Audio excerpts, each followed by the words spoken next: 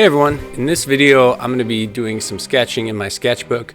I haven't busted out my sketchbooks in a really long time, been primarily working on the iPad, but I was kind of curious to see how the skills I've been using to draw on the iPad have translated into, actual drawing on paper. So with this video, what I'm going to be doing is kind of the same process that I do on the iPad, is where I do a real rough, light sketch to get the form down, and then I'm going to go over it with black ink and kind of flush things out and add details. So now that I've got my rough kind of light sketch in, and I feel like I've captured the form pretty well, I'm going to go in with black ink and really pay attention to the details of the form.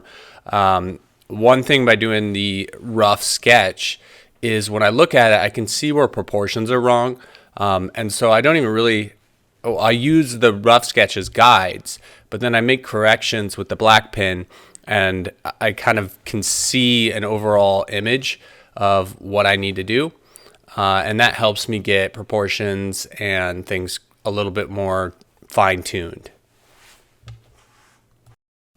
So this is the first time I've ever really used this technique, and this is just a really good practice technique.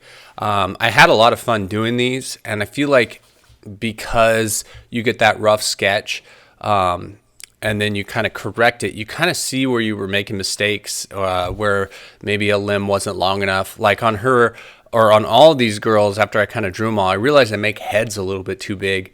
I don't know why that is, but it's something for me to keep in mind in the future when I'm doing sketching.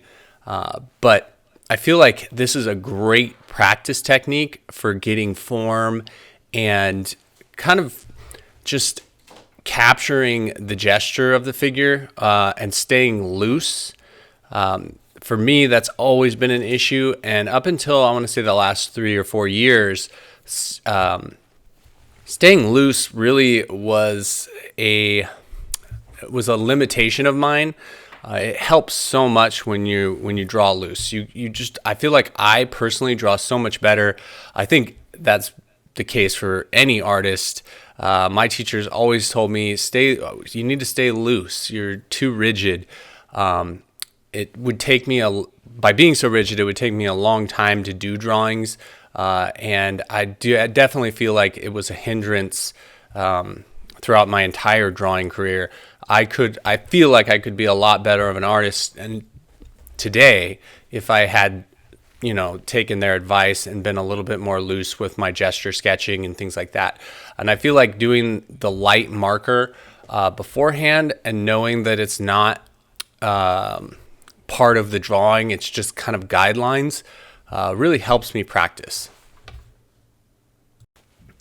So I used different colors for each of the figures, and there was no real purpose to this other than it kind of made the sketch page look cool, I thought. But I tried to use light colors so they kind of disappear into the page. I plan on doing these type of videos for all different types of subject matter. I just started out with this one, but I think I'm going to do a monster one next, where I just do a sketch page like this of monsters.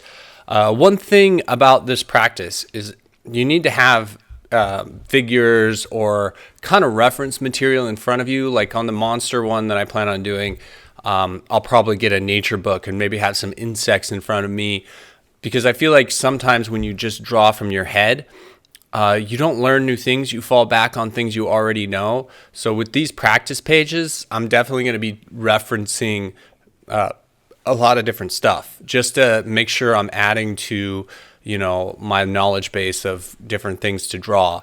But going forward, let me know if you guys like this video, because I felt like it's pretty constructive. It's great practice for me. And so I hope you guys feel like this is pretty informative for you as well.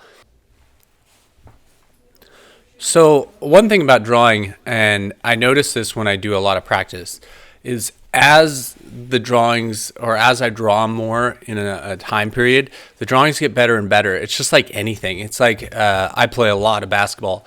When I walk onto a basketball court, my first few shots feel stiff. I'm not loosened up. drawing is the same way. I definitely feel like before you ever start a big drawing or sit down to draw, it really helps a lot to do warm-up sketches.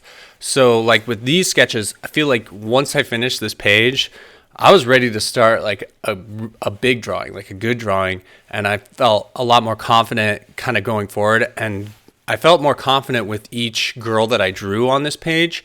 So I would definitely recommend, if you're about to start a big drawing or you want to do something really cool, do some warm-up sketches. That looseness kind of frees up your brain, I feel like, to like just put out your best work. So it was a little bit eye-opening for me as far as, and it's something I've thought about before, but it's something I've never really practiced. It's real easy to just want to jump right in to whatever it is you're working on. But after this, I definitely feel like I'm going to make an effort to do warm-up sketches before I start any big projects. So I feel like this is going to be something I plan on doing definitely for practice, but I plan on doing videos. So if you guys feel like there's things that you'd like to watch me draw or practice in videos like this, let me know. Like I said, I want to do monsters next. I might do a page of obviously just men's anatomy, things like that. And then maybe flowers, all kinds of stuff. I mean, this is definitely how you add to your catalog of imagery inside your brain. And I feel like it's going to really help me to draw more from my mind going forward. And I hope you guys give this a try too. Like I said, it's really important that you just get a light colored marker or something like that to do your underdrawings and stay real loose. Use some reference photos in front of you. Just kind of sit back, have a bunch ready, and just do them as fast as you can. I feel like this video, because this is sped up a little bit because I think you guys would get bored, but I think I sat down for about 30 minutes to do these, maybe a little less. I think it was around 5 minutes a sketch. So no longer than 5 minutes. There's some great figure drawing channels on YouTube that you can watch. Croquis Cafe is one. And that's nude figure drawing. So, you know, hopefully you're mature enough to handle that. I took a lot of figure drawing throughout my art career. And figure drawing is one of those things that really helps you grow as an artist. I can't stress enough. I feel like a lot of the skills I have in anatomy and drawing come from figure drawing and drawing in real space. Whenever you can do that, that's even if you have friends or family or whatever, just drawing them not from a photograph, but actually drawing the people in the environment around you. I feel like it helps you see form a little bit better than just drawing a two-dimensional image.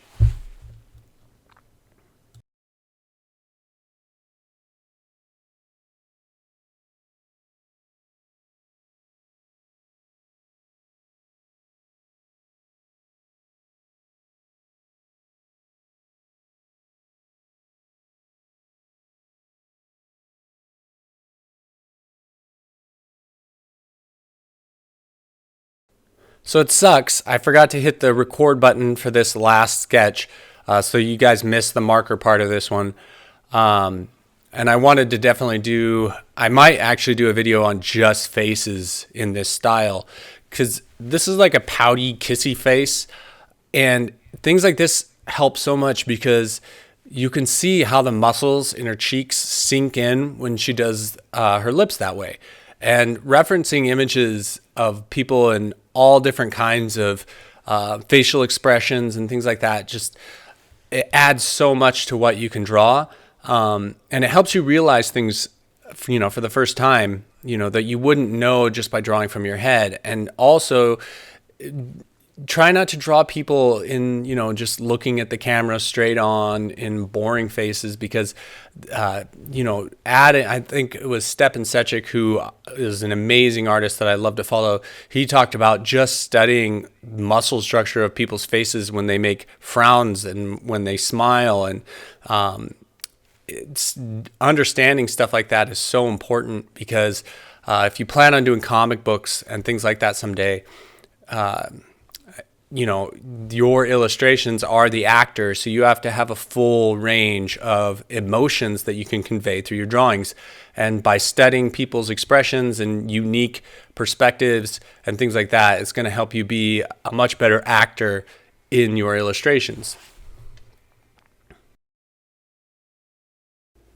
Well, guys, that's the video. I hope you liked it. This is practice for me, so let me know if this was informative for you, and I'll definitely do these videos in the future. And yeah, if there's any subject matter you guys like to watch me draw, let me know.